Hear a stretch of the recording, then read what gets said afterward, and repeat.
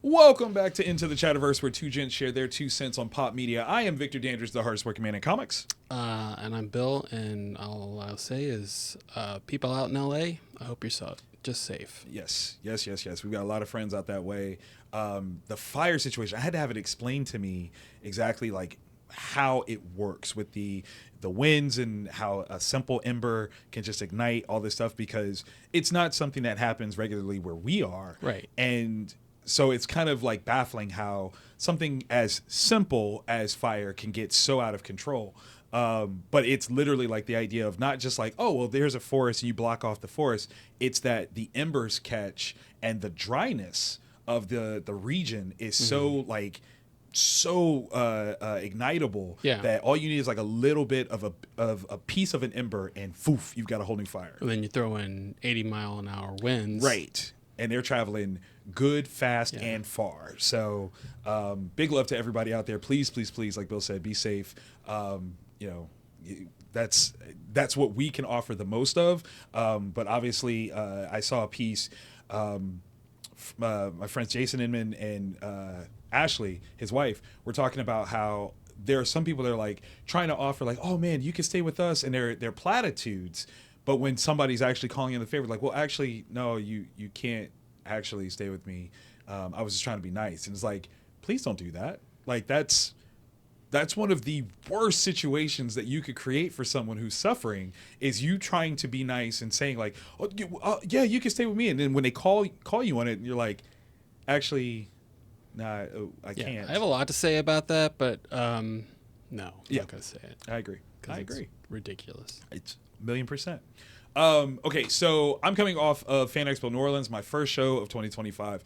Absolutely insane. Brilliant show. I had a ton of fun. Tip-top ones for me, the Back to the Future cast that I got to work with.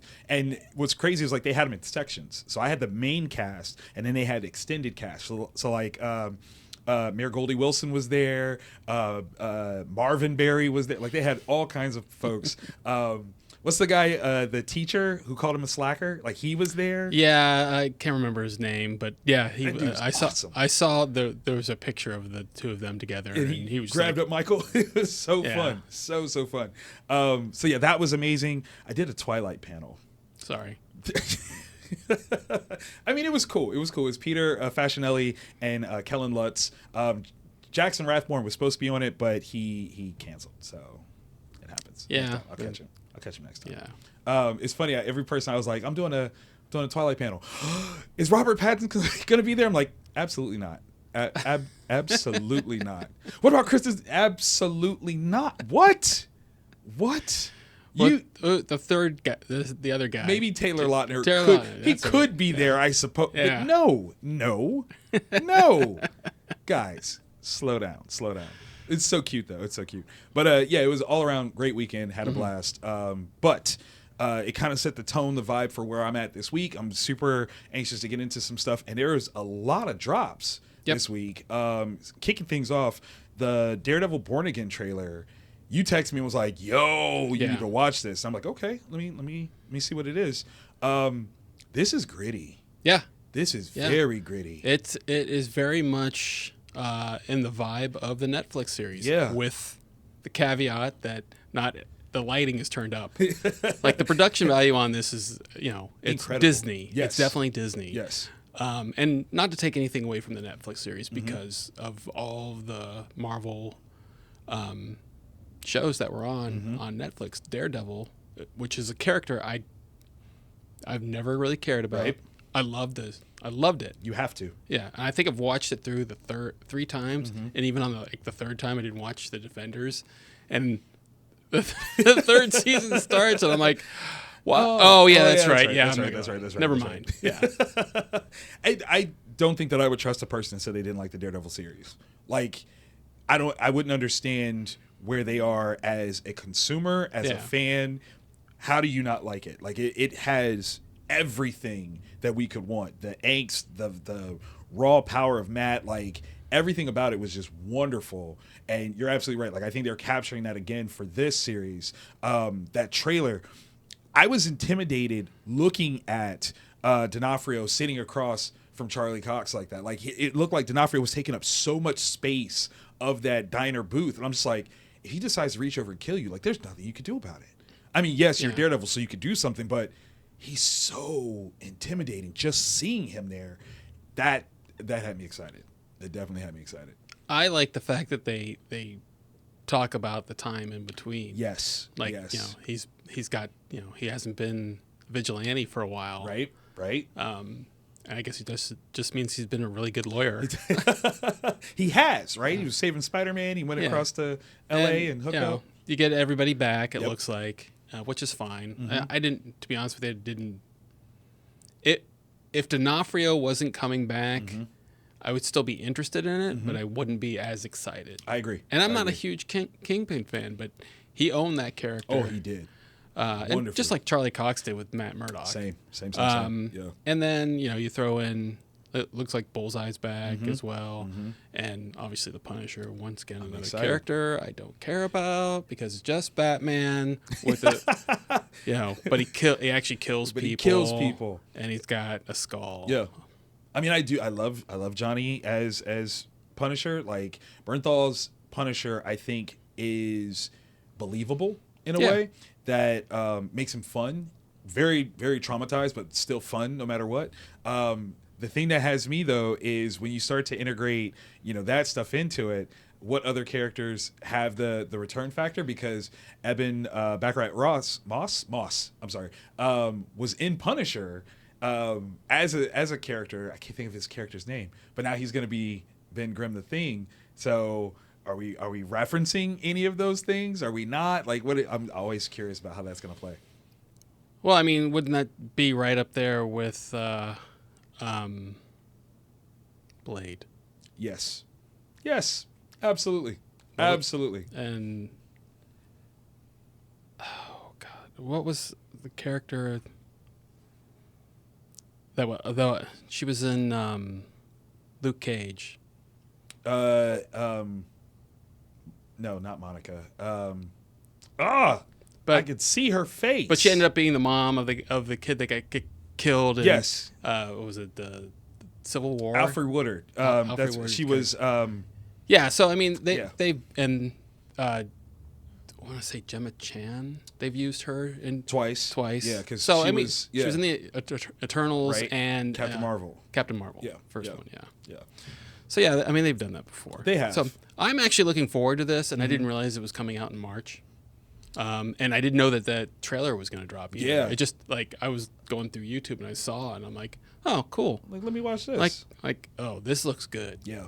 And now I understand why it took them so long to do it because they probably had a garbage script. Oh my God, they had to work that up And they kept talking about 18 episodes or something like that, and everyone was like, yeah, we're going to do all 18. And I'm like, that sounds to me like 2 seasons worth. No, 3. Oh, 6 episodes. Six episodes. Yeah. I mean, if you're talking old Marvel, but I'm kind of hoping that it's somewhere in the 8 to 10 range, right? Because I think that tells a better story. I agree. But I'm really looking forward to it. Same. The trailer itself, it's really good. It's not my favorite Daredevil trailer, if I'm being honest. Did you ever see the sizzle reel that was it Joe Carnahan did? The guy that did Smoking Aces. He put in a bid to do a Daredevil movie. This is kind of like right as the MCU is kind of kicking off, and he did this sizzle reel of what his version of Daredevil would be. Absolutely amazing. I've not seen a single trailer for Daredevil that beats that. Is that on YouTube? It's absolutely on YouTube. Okay. It is wonderful. I highly recommend checking out. This one was good. Don't get me wrong, but just in terms of establishing a feel for what like the Daredevil story could and should be. Wonderful. Absolutely wonderful. I was super excited about it. So one of the other things that dropped today that you showed me was, what do you call that? Call sheet or production? It's a production list. Okay. Yeah. For a World War Hulk movie. Now, that's a big one to me. One, because this is no joke. Years and years and years ago, I was at a house party and a guy that was there was saying that he was friends with someone who worked for Fox and that and obviously the more I know now, I'm like, why would he know any of this? That the goal of the Avengers franchise was to move towards a World War Hulk series, and that they were going to eventually have him come back to Earth and fight the Sentry, and that was going to be like the big deal. Now, this was that long ago that Sentry was a bigger character. World War Hulk had not, or had been out, but not that long at all. And so it was a very interesting thing. So to see this, production list, I'm like, is that finally coming to fruition? Have the things fallen into place enough where while they might have had the goal to do it before, right, now they can actually do it? But it also gives me some concerns because in the breakdown that you sent, it was more like the story of Planet Hulk, which was Marvel heroes, specifically the Illuminati, send him to Sakaar, or they send him out into space. He ends up on Sakaar and becomes, the world breaker there, and then comes back or whatever. But we've already technically had that happen. So are we redoing it or what? I have no idea, because I don't know the story to begin with. Okay. Which probably works better for me. Fair. My concern is that Marvel doesn't wholly own the rights to the Hulk. Right. They're allowed to use the Hulk and things, but not as a solo project. Yeah, but not and I would imagine not as the main character. That's fair. Okay. So now I think you can have World War Hulk without the Hulk being. I mean, you could write it any way you want. How far does that go? Because I would have thought once they were able to do a She-Hulk TV show, that the rights to Hulk had some sort of access point that Marvel Studios could use. I think, to be honest with you, that it only comes down to the Hulk. Okay. All right. Like I don't think it's like the Sony right where they have anything Spider-Man, Spider-Verse. Yeah. Okay. Because while the She-Hulk is an offshoot of the Hulk, it wasn't based out of the Hulk. Gotcha. She-Hulk #1 is where She-Hulk comes from. Right. It's not that she appeared within the Hulk comic first. Which I think that's that's a battle right there. Sure. So when I read it, there was a Screen Rant article from October. Okay. Or August, I can't remember. And they said it was going to be an ensemble, and that's the only way they could get around it. Okay. I mean, I guess it does make sense. I guess the biggest question for me now then is, what is to stop Universal from having a deal with Marvel Studios like Sony did? Like, do they not want that money? Is it so their deal is Marvel can make the movie, right? Universal gets to distribute it. I mean, but I don't think that's where a lot of the money comes in. Oh, okay. So it's too it comes giving back up too much. Yeah. Okay. All right. So I don't know what they pay, in dividends for the Hulk. I think at some point in time they're hoping to get that back, but I mean, yeah, because I would argue. I mean, honestly, I don't know what the deal is, but if Sony is in a position where they have to keep making Spider-Man movies to retain those rights, Universal hasn't made a Hulk movie. Well, I don't think that was written into it, because it just you come back to it's just the Hulk. It's just the Hulk. It's not an entire universe. Got you. People. So they just have Hulk. Period. Yeah. Got you. Okay. All right. That's wow. I would love to get, and this is so nerdy, I would love to get a Studio Insider breakdown for layman's people of what the rights, distribution, like legalese, all that stuff is for the Marvel Comics characters, because I think it's very fascinating, and I think it would be a very helpful tool for anyone that's trying to get into IP, sales or licensing or anything like that today, to have an understanding of how these things worked. Because I think too many times people are like, oh, it made $1 billion, I want to do that. And it's like, do you understand where the $1 billion goes? Yeah. That's just as important as, that it made $1 billion. So if there's anyone out there that's writing that book, please hurry. I'd like for you to. That would be great. Okay. All right. So you've never read World War Hulk?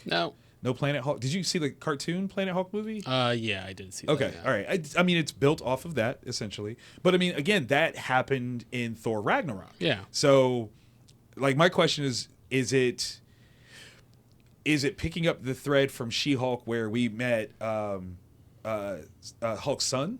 Like I'm very, because that's a big thread that's been dangling for a few years now.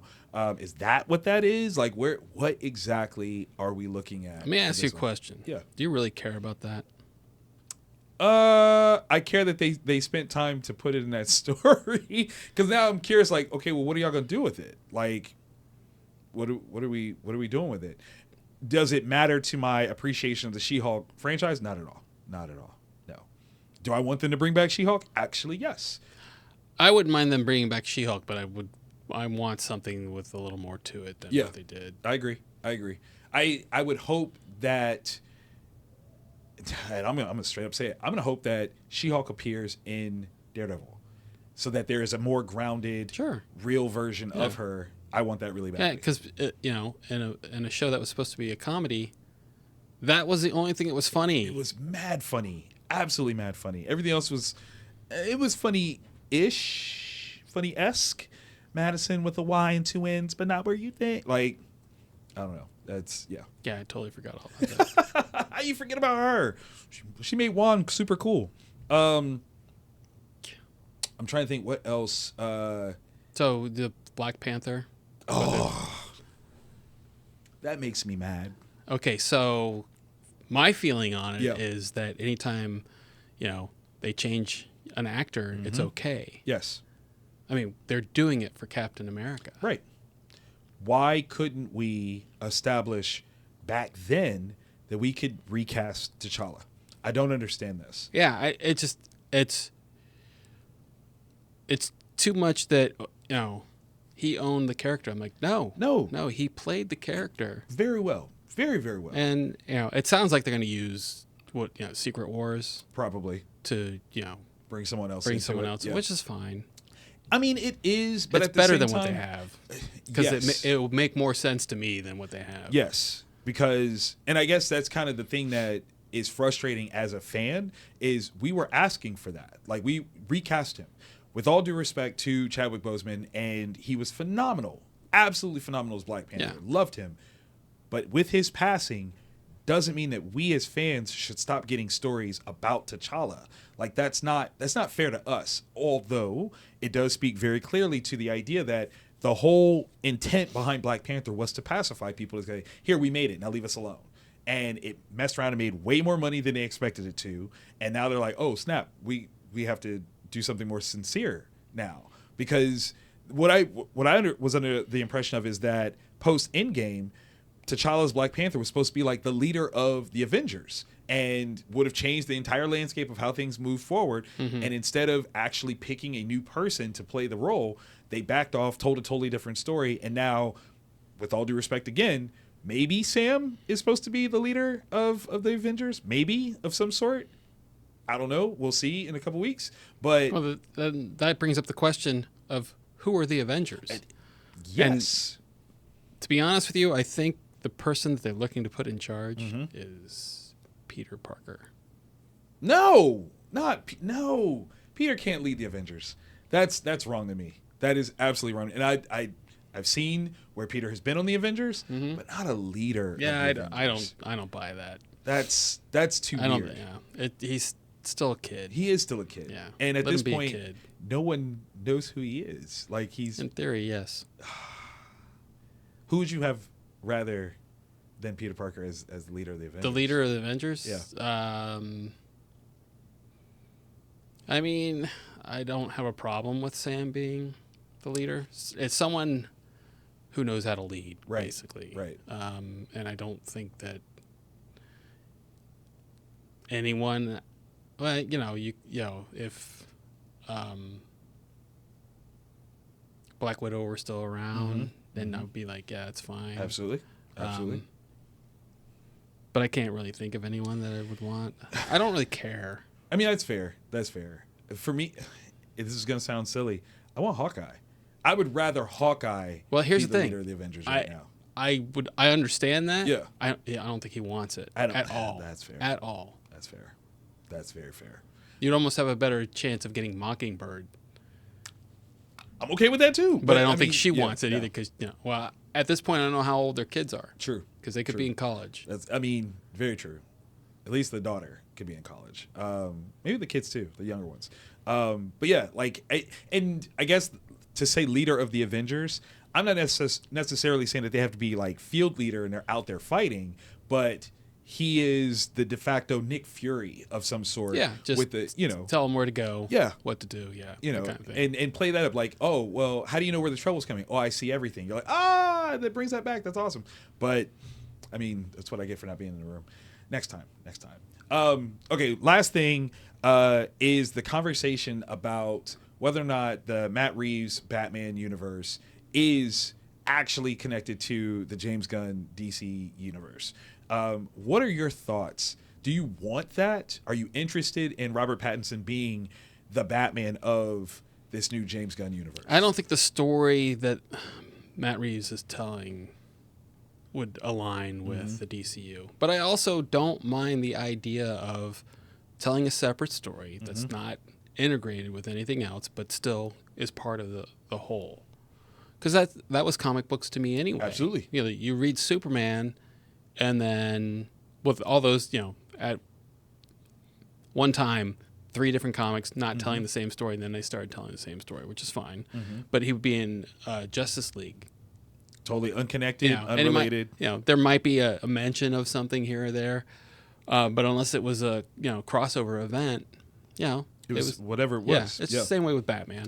I can agree with that. Yeah. I can definitely. But I really like the promotion of the idea of Elseworlds, and what James was saying that he thinks is so beneficial about having it is I can tell other stories. You know, if I want to tell Superman Red Sun, which is one that he directly mentions, he's like, I can do that. And we'll just say that it's an Elseworld, so you know it's not a part of the main continuity, but this is a really cool story, and I'd be interested in bringing this to life. I love the versatility of that because that almost captures a better sense of what comics are. Right. It's a wide range of storytelling. It's not built on, strict continuity rules. Well, that's not the way that happens and blah, blah, blah. Just let it go. Just enjoy the story and just have some fun. Yeah, and I don't mind the MCU idea of it, but I enjoyed the Batman. I really like the Penguin. Yep. And I'm curious as if they're going to do anything more as far as shows go. Saw that Matt Reeves says that there won't be a Penguin 2 until after the Batman 2. Okay. So we never get the Penguin. Yeah, because that's gonna be a while. But it just sounds like something that he'd be in control of.